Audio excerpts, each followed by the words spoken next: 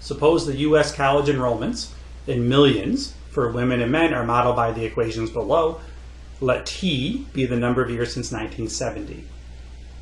The women's equation is W of T, and then the men's equation is M of T. Part A, note that both models are blank. So what kind of function are these two equations? You should notice that they are in y equals mx plus b form. So we would say they are linear. Okay, so they are linear functions or linear polynomials. And then what is a slope? And then explain the meaning of each.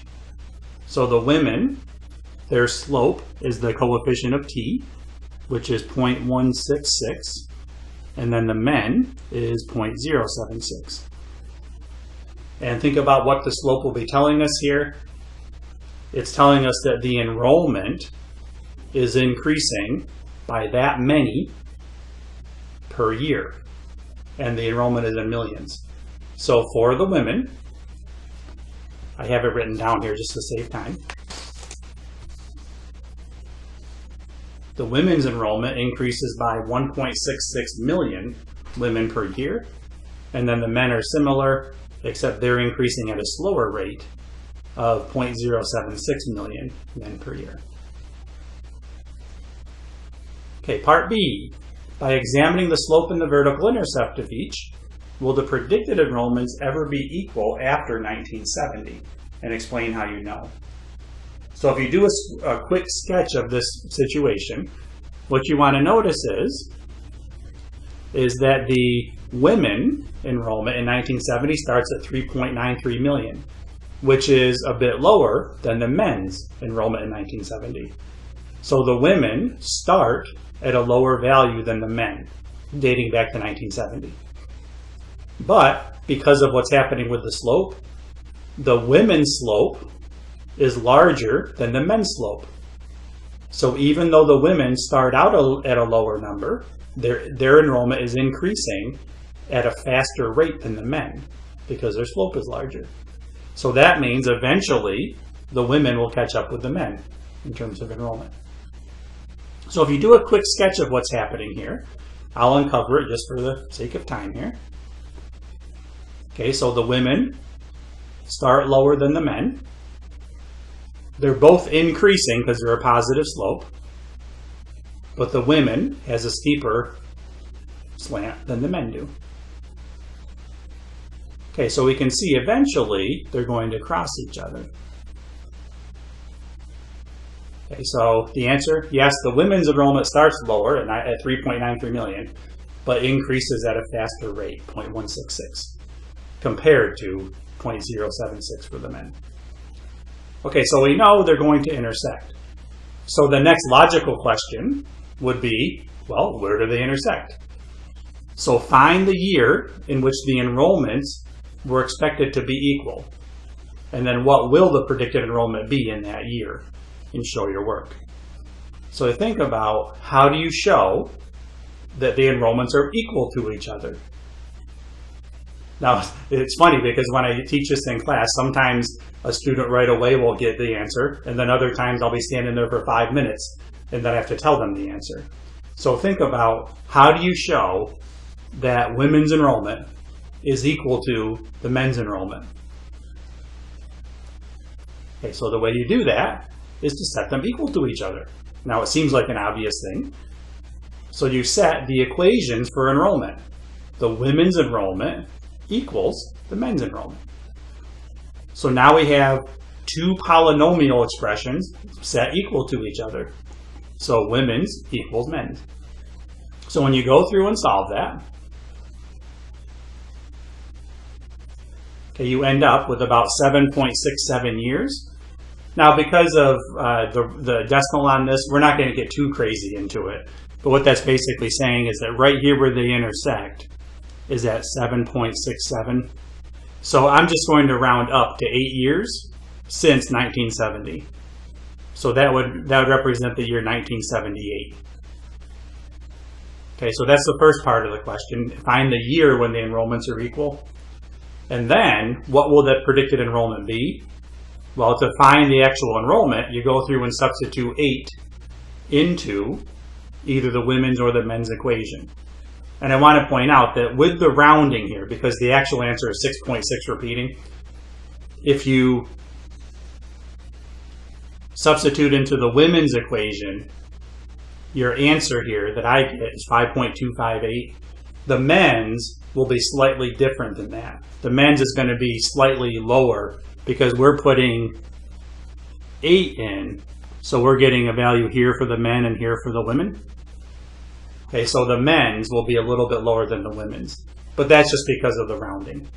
The closer the number is to 7.67 that you substitute in, the closer your answers would be when you substitute them into the men's and women's equations.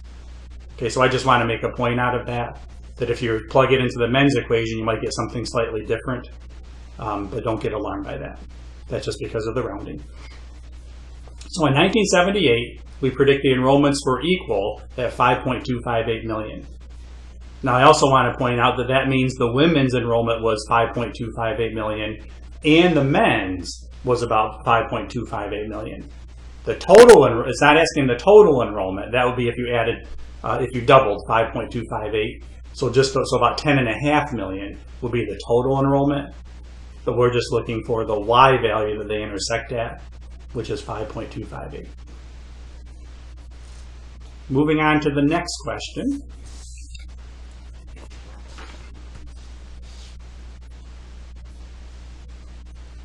We're given populations for Steuben and Chemung counties. And take a minute and write an equation for the population of Steuben County and Chemung County.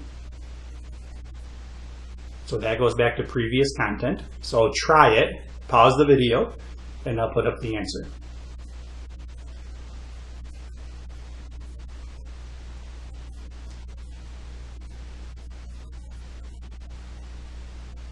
Part B. Find the sum of s of x and c of x expressed as a polynomial in standard form and explain its meaning. So the sum means you're going to add these two functions together. So you're going to take the Steuben plus Chemung. So you have the Steuben polynomial plus the Chemung polynomial. You want to combine like terms, and you end up with 187,000 minus 850x. Now I have that circled, but standard form means negative 850x plus 187,000 because you have to put the largest exponent first. So this is really the correct answer right here. Okay, now what does that mean? Now I didn't write this out, but just think about what would that expression mean? Well, didn't we add the populations together? So it's the total population in the two counties. So that's a pretty easy explanation. Part C, find the value of S of 10 and C of 10. Well, we notice we have 10 in both of the parentheses.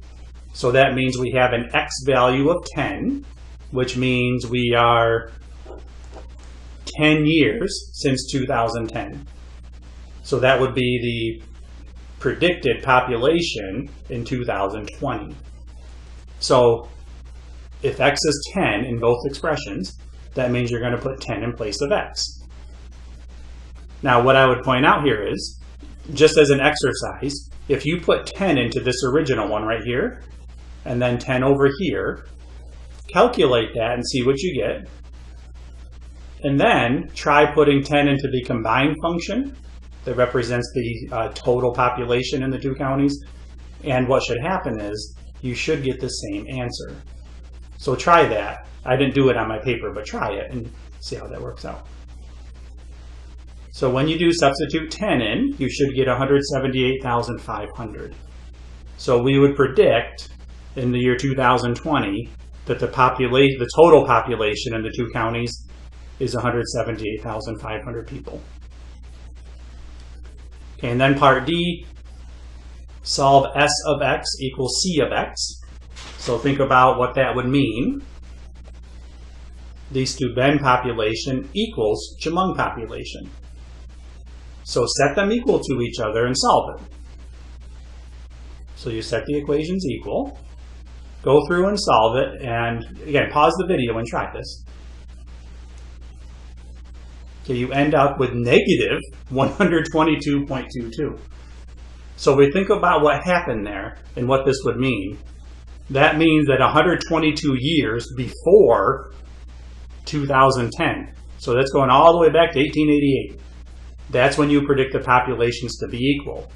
And what's really happening there is most likely you have what we call model breakdown, which means that these models may not have applied back in time 100 years ago. Now, if we think about why we got such an odd number there, if we go back to the equations, notice that the Steuben population started higher, but they decreased at a lower rate. So if you did a quick sketch of the graph, what's happening here is the Steuben starts higher, up at 99,000, and it decreases at 380 per year. I may have drawn that too steep. And then Chemung starts at 88,000 and loses 470 per year. Okay, so here's Steuben. And then Chemung starts out lower at 88,000. But they decrease at a faster rate, which means these are not intersecting. So if you were to continue these back in time, eventually they would intersect way back here. And what we're saying is that happens at negative 122. So way out here to the left on the x-axis. Okay.